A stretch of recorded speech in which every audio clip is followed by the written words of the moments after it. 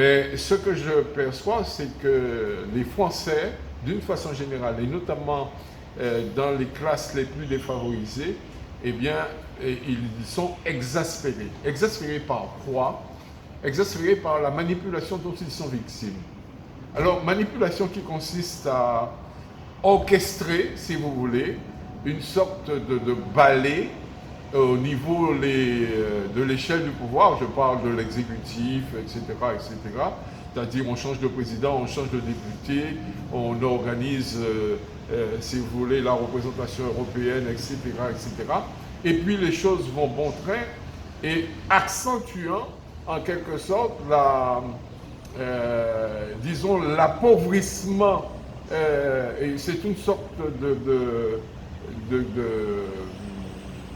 de situation qui est insoutenable à partir du moment justement où les crises successives au niveau, notamment au niveau financier, eh bien, font craindre à ces personnes une diminution continue de leur pouvoir d'achat.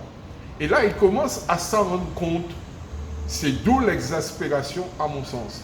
Et l'exaspération vient du fait qu'ils se rendent compte que les dirigeants français, qu'ils soient de droite ou de gauche, et qu'ils soient macronistes, c'est-à-dire en somme une sorte de formule qui n'est ni de gauche ni de droite prétendument, eh bien, aboutit au même résultat.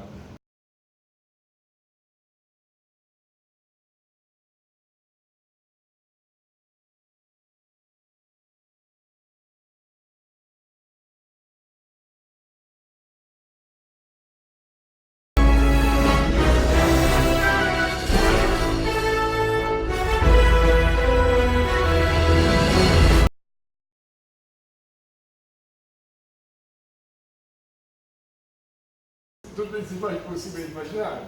Ce que vous devez savoir, c'est que nos ancêtres à nous, en mai 1802, ils ont enlevé le bleu et le blanc du drapeau français, ils ont gardé le rouge. Il y avait une armée guadeloupéenne contre l'armée de Napoléon Guadeloupe. Et nous avons perdu la guerre le 28 mai 1802. Et voilà pourquoi nous défilons avec le drapeau rouge. Voilà pourquoi. Parce que nos combattants anti-esclavagistes, anticolonialistes de 1802, eh bien, ils ont enlevé le blanc et le bleu, ils ont gardé le rouge. Au Madouba, à Belbridge, etc., c'est-à-dire lors des principales batailles que nous avons pu mener contre le rétablissement de l'esclavage par les forces napoléoniennes en Guadeloupe en 1802. Donc voilà pour le drapeau que vous allez trouver à chaque fois dans les défilés du LKP. Voilà.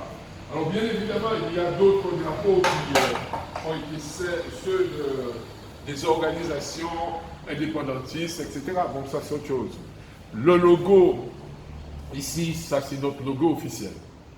Et donc, depuis, disons en 2009, nous ne siégions pas ici. Nous faisons nos réunions d'abord dans ce local et après dans la salle de réunion en haut. Mais pour des raisons de sécurité, nous avons dû quitter le premier étage. Et donc depuis environ 5 ou 6 ans, nous siégeons ici. Ça, c'est notre lieu de réunion tous les lundis. Tous les lundis, soir, nous nous réunissons ici, l'ensemble des organisations qui constituent, si vous voulez, aujourd'hui le LKP. Voilà notre lieu de réunion. Voilà, c'est là où nous procédons à la continuation de notre combat contre le colonialisme français. Ça, c'est pour nous extrêmement, ça n'a pas seulement une valeur symbolique. Il s'agit d'un engagement, d'un combat. Alors, vous voyez cette plaque à nos grands-parents mutualistes indépendants de Guadeloupe, l'honneur est éternel. En somme, la mutualité guadeloupéenne n'est pas née de la mutualité française.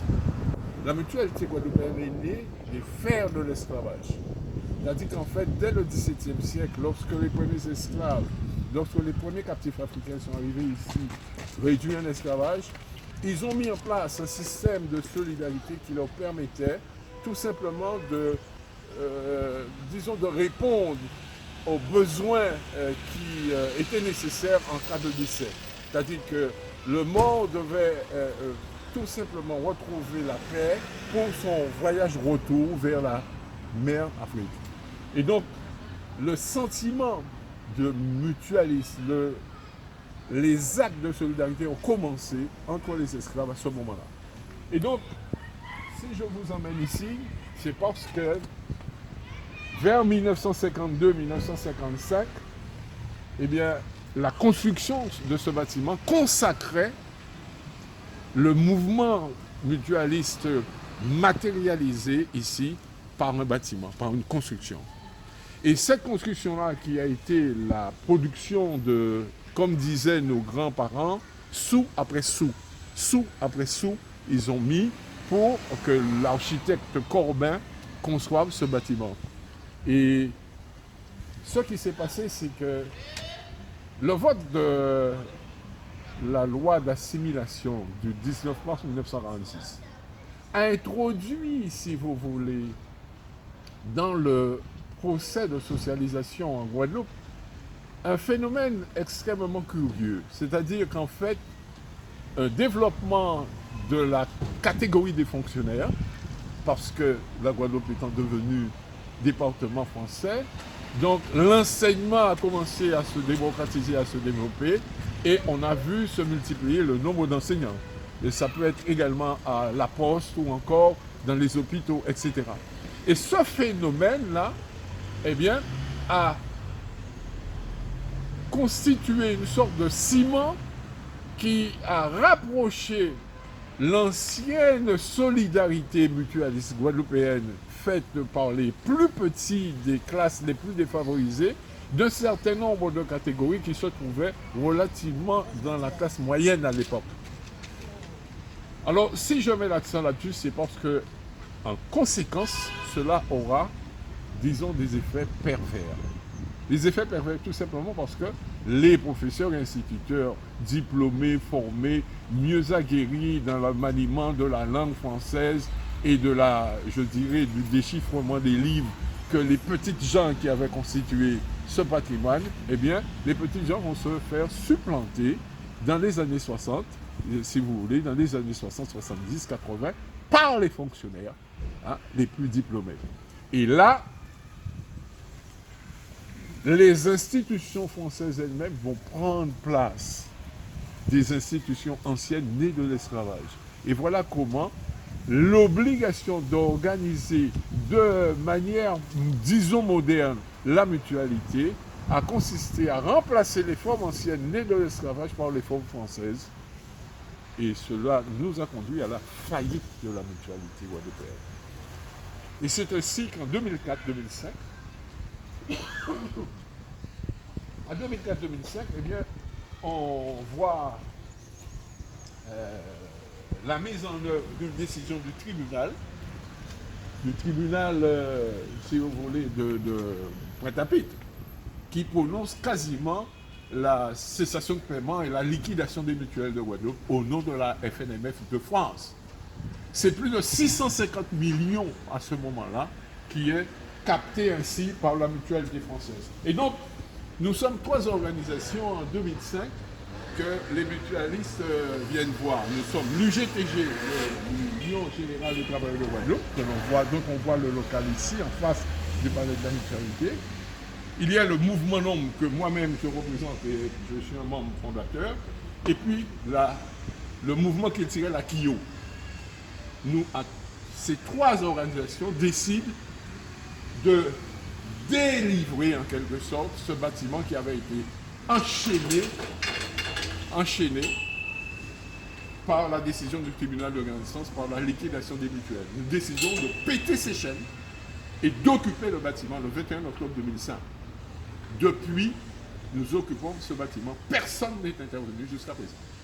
Dans le gouvernement, personne n'est intervenu. Personne.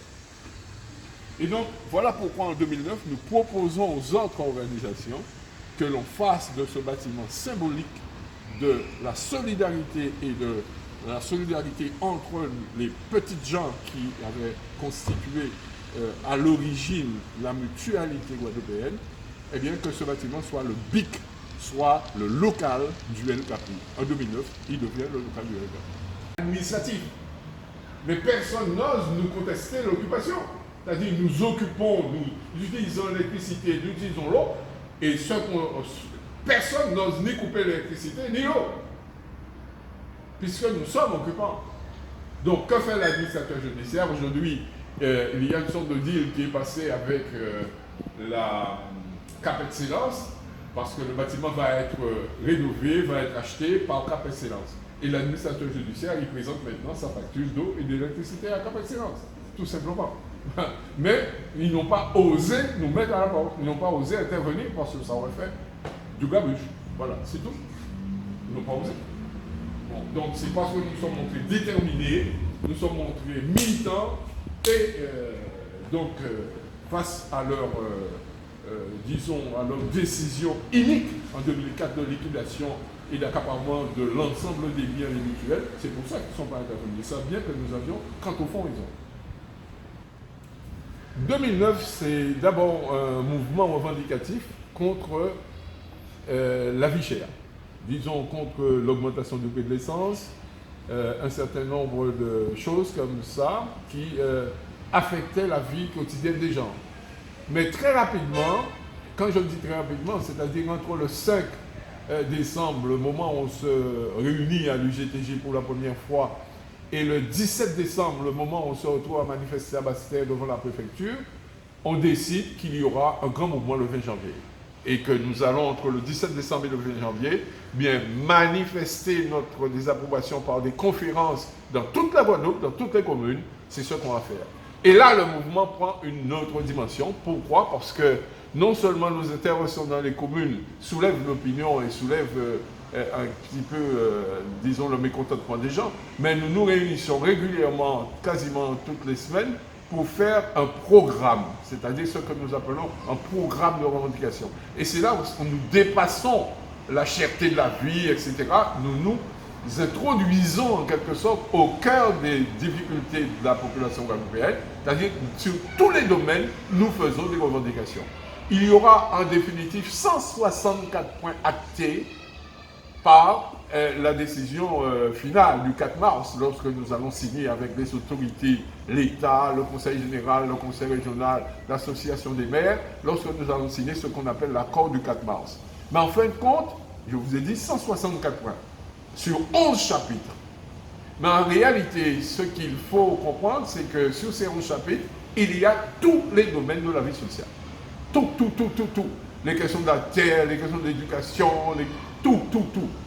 Mais l'un des problèmes qui marque le cœur du mouvement, c'est l'accord Binot. C'est la question des relations dans l'entreprise entre ouvriers et patrons. Et là, nous devons dire que si la revendication contre la vie chère s'était accentuée au début contre le prix élevé de l'essence, etc., parce que jusque-là, le prix de l'essence était beaucoup plus bas en Guadeloupe qu'en France. Et ils voulaient nous ramener à, disons, une sorte d'assimilation des prix. Et en quelque sorte, quand je dis l'accord Binot du 26 février que les syndicats membres du mouvement LKP vont signer avec l'État, pas avec les patrons, puisque le MEDEF refusa de siéger à ce moment-là, et la CGPME également, enfin les plus grands syndicats de patrons vont refuser. Ce sont les plus petits syndicats, constitués principalement et essentiellement de Guadeloupéens, je veux dire, patrons natifs natal, avec les ouvriers qui vont signer l'accord Binot. Et l'accord Binot consistait en quoi? En fait, cela va consister en un accord qui attribue 200 € à l'ensemble des salariés jusqu'à 1,4 SMIC. 3% d'augmentation jusqu'à 1,6 SMIC. Et au-delà, disons, selon les NAO. Eh bien, ce qu'il faut se dire, c'est que cette augmentation de 200 €, comme les patrons, même ceux qui ont signé, refusaient de tout assumer de seul coup. Alors, il y a eu une sorte de deal entre le Conseil général, le Conseil régional, l'État, les patrons. Alors, pour se répartir les 200 € sur 36 mois. Alors, comment les choses se sont passées? La première année, les patrons assurent 100 €, 50 euros assumés par... non, les patrons assurent 50 euros. Les 50 euros autres sont assumés par le Conseil général et le Conseil régional, et 100 euros par l'État. Donc l'État assure en permanence sur 36 mois 100 euros. La première année, donc, j'ai dit 50 euros pour le patron et 50 partagés entre le Conseil général et le Conseil régional pendant 12 mois. À partir du 13e mois, le patron assure les 50 euros de la première année plus les 50 laissés par le Conseil général et le Conseil régional. Et donc la boucle à partir de 24 mois est bouclée pour les 200 euros entre le patron et l'État. Et jusqu'à 36 mois. Et à partir de 36 mois, il y a un article, c'est l'article 5 de l'accord Bidault, qui stipule qu'il y a élargissement en quelque sorte, c'est-à-dire extension de l'accord. Autrement dit, le patronat assure seul à partir du 37e mois les 200 euros. Voilà ce que ça nous donne, ça nous a permis d'acter une sorte de SMIC à plus de 1700 euros. Voilà un petit peu ce qui s'est passé de façon particulière en Guadeloupe. Mais ça a duré 44 jours quand même. Ah oui, ça a duré 44 jours. Non, enfin pour l'accord Bidault, disons le 26 février, on avait signé l'accord Bidault. L'accord Bidault, je vous ai dit, c'est un accord dans l'accord. D'accord. L'accord Bidault est spécifique. Ce sont les syndicats membres des 48 du groupement des 48 organisations qui signent l'accord Bidault. Par exemple, les mouvements culturels, les mouvements politiques n'ont pas signé l'accord Bidault. Il n'y a que les syndicats de centrales ouvrières qui ont signé l'accord Bidault avec une partie seulement des syndicats, pas le MEDEF et pas la CGPR. Donc ça c'est très important à comprendre, tout simplement parce qu'il fallait trouver une solution sur le plan de la revendication ouvrière. Et après l'ensemble des problèmes, on a continué à les discuter avec l'État, le Conseil général et le Conseil régional, et nous sommes parvenus à l'accord global dit du 4 mars 2009. 164 points généraux sur la vie en général en Guadeloupe. Et pendant ces 44 jours, on va dire, de manifestations, donc il y avait des manifestations, tout était bloqué. Ah mais bien évidemment, non, enfin disons, pas pendant 44 jours, tout n'a pas été bloqué pendant 44 jours. Ce qui s'est passé principalement, c'est le cœur, disons, du blocage, c'était autour du 18 et du 19 février. D'accord. C'est là qu'on a perdu d'ailleurs un militant. Sa photo est là depuis le 18 février 2009. Nous avons apposé sa photo ici. Il s'appelait Jacques Bidault. Et nous, les syndicats ont de ce fait proposé de donner son nom à l'accord sur les salaires. L'accord Bidault, c'est l'accord donc de ce militant qui a été assassiné à 300 mètres un peu plus bas dans la cité Malraux. Il a été assassiné dans la nuit du 17 au 18 février. Alors que nous venions de tenir un meeting ici, et il rentrait, il est accompagné d'un ami, il a été abattu d'une balle de gros calibre dans la cité. Jusqu'à présent, personne n'a pu. L'État a considéré qu'il s'agissait d'un assassinat, ça a été dit par le président Sarkozy, mais personne n'a trouvé jusqu'à présent qui était l'auteur de l'assassinat. Il parle d'assassinat sans trouver l'auteur. Pardon. Hormis cet assassinat, bien entendu, est-ce que pendant votre manifestation, on va dire ces blocages que vous avez faits plus ou moins, est-ce qu'il y a eu de la violence par contre cette fois? De la violence policière, oui, je veux dire, voilà. Oui, il y a eu de la violence policière sur les barrages. Mais il n'y a pas eu de tir de fusil. Il n'y a pas eu de tir. Sauf, je vous ai dit, cet événement qui s'est produit dans la nuit du 17 au 18 février, là où quelqu'un, caché probablement dans un bâtiment, a délibérément tiré sur Jacques Bidault. Et ce Jacques Bidault, est-ce qu'il était plus leader qu'autre chose? Pourquoi lui? Non, ce n'était pas un leader, c'était un responsable de syndicat de base. Il travaillait aux impôts, c'était un inspecteur des impôts. Il n'avait pas d'autres connaissances de responsabilité particulière dans aucun dossier brûlant, ce qui est le fait de ses chefs. Donc, nous supposons que le grand patronat a envoyé un signal fort à l'État français, parce que ça fonctionne comme ça ici. Lorsque l'État traîne les pieds pour résoudre un problème social, les béquets, c'est-à-dire les blancs créoles, les béquets, qui se considèrent comme des racistes et qui ne veulent pas du tout voir évoluer les rapports entre nous et la France, eh bien, souvent, ils sont à l'origine des actes, y compris en 67. Et ça, je vous l'affirme. Y compris en 67, ils sont à l'origine des décisions qui entraînent la tragédie, justement sur le sol de Guadeloupe. Voilà, puisque vous êtes informé de tout ce qui se passe en France, vous savez que depuis le 17 novembre, il y a un mouvement qui se passe.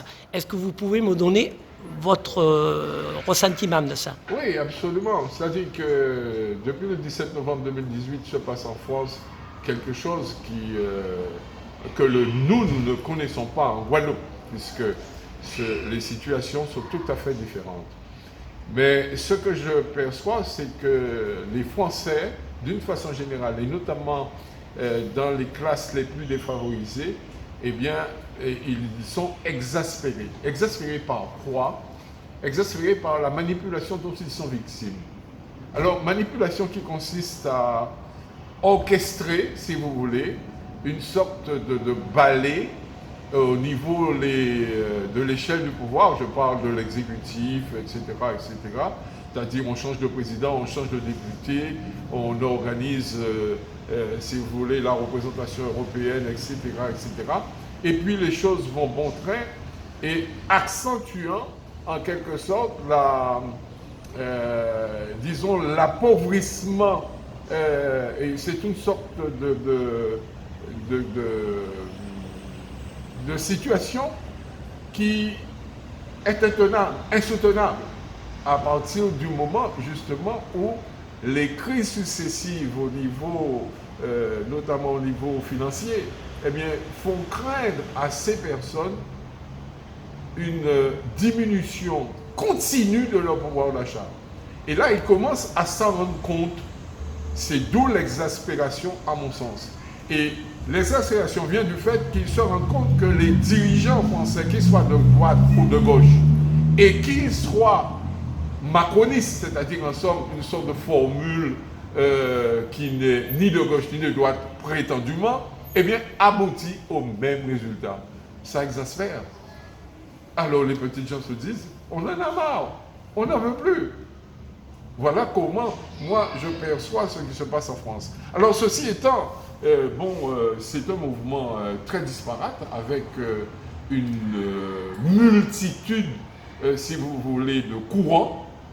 Je parle sur le plan idéologique, c'est-à-dire qu'en fait, il y a une base sociale qui unit un ensemble de personnes parce que la majorité d'entre elles, cette majorité, elle est affectée dans son pouvoir d'achat, c'est-à-dire de plus en plus son niveau de capacité de se procurer les besoins élémentaires, eh bien, sa capacité diminue, qu'il soit le pénis, qu'il soit PCF, qu'il soit insoumis, qu'il soit socialiste, qu'il soit de l'extrême gauche, bref, quand au fond sa situation sociale, eh bien, la met sur le même pied d'égalité. Je crois qu'il y a la disparité dans ce mouvement-là vient justement en même temps de ce ciment unificateur au niveau socio-économique. Donc, manifestement, la France est à un moment particulier de son histoire politique, de sa représentation politique. Donc, les Français auront à, bien évidemment, tirer les conclusions qui seront nécessaires à cette situation. Je ne sais pas si le grand débat organisé par le pouvoir exécutif va pouvoir solutionner les difficultés que je viens de signaler. Je ne crois pas. En tous les cas, pour ce qui nous concerne, nous en Guadeloupe, nous, enfin, et moi je parle du point de vue qui est le mien, qui est le militant qui réclame depuis tout le temps l'émancipation totale et complète de la population guadeloupéenne, c'est-à-dire nous sommes un peuple, une nation différente de la France. Nous voulons changer nos rapports avec la France. Et nous voulons donc, ça c'est le militant qui parle. Ceci étant, le LKP n'a pas été un mouvement de revendication indépendantiste. Il y avait toutes sortes d'opinions mêlées dans la revendication de l'amélioration de la situation immédiate des populations travailleuses au sein du LKP. Mais moi, je vous donne mon opinion personnelle. Je crois que les choses vont réellement évoluer si nous allons dans ce sens-là. Et personnellement, je travaille pour cela. Je suis engagé et déterminé à faire en sorte que ce soit cela. C'est-à-dire, je ne veux pas être démouné. Alors, ce qu'on appelle chez nous en langage guadeloupéen démouné, c'est la dépersonnalisation. C'est-à-dire que, en fait, vous voyez un homme, mais ce n'est pas un homme, c'est un animal. C'est un animal. Je ne veux pas de cette situation-là. Je ne suis pas un homme par procréation. Vous suivez? J'ai ma part dans la construction de l'humanité, comme tout individu sur cette terre.